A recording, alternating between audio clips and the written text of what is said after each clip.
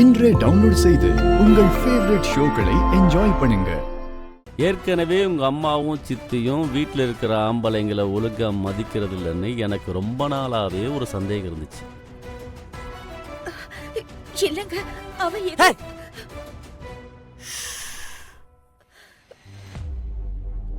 எல்லா தப்பும் ஓ மேலதான்.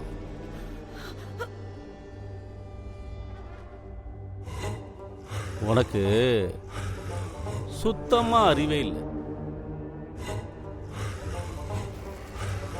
உன் பொண்ணு சொன்னதுதான் சரி.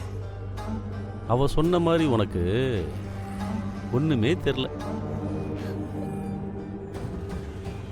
இப்ப யோசிச்சு பார்த்தா கூட உன்னை கல்யாணம் பண்ணதே பெரிய தப்புன்னு எனக்கு தோணும். ஐயோ, என்னங்க இப்படி சொல்றீங்க? இத்தனை வருஷமா உங்க கூட குடும்பம் நடத்திட்டு இருக்க. கிழிச்ச நடத்தி என்ன பிரயோஜனம்?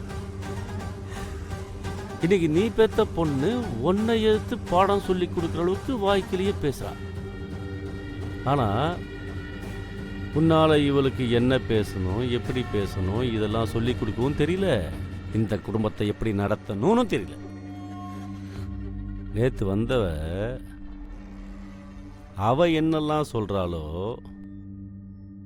அதை கேட்டு உன் பொண்ணு ஆடிட்டு இருக்கா.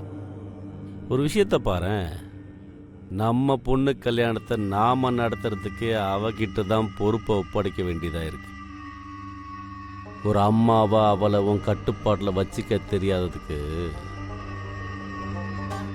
நீ கேவலப்படணும், அசிங்கப்படணும்.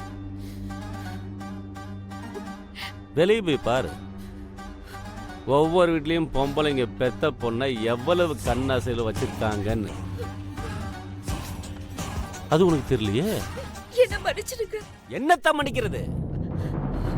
இத்தனை வருஷம் ஆகியும் ஒரு வயசு பொண்ணை எப்படி வளர்க்கணும், எந்த அளவு கட்டுப்பாடா வச்சிருக்கணும் தெரியாத தத்தியா இருக்கிற ஒன்ன போய் கல்யாணம் முடிச்சோம் பாரு. அப்பா, என்னப்பா அம்மா? இதோட இந்த ஏத்து பேசுற பழக்கத்தை நிறுத்திக்கணும். இனிமே ஒரு வார்த்தை கூட முன்னாடி வரக்கூடாது. உன் பொண்ணு எதிர்த்து பேசுறா,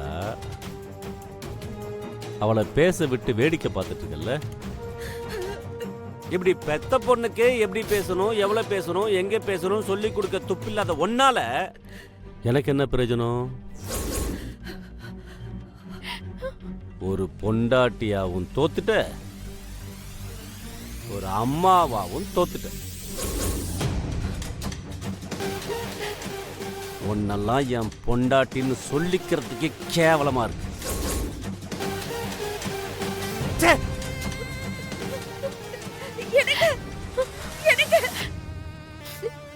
அம்மா, சாரிம்மா. அப்பா வருவாருன்னு நான் எதிர்பார்க்கவே இல்லைம்மா.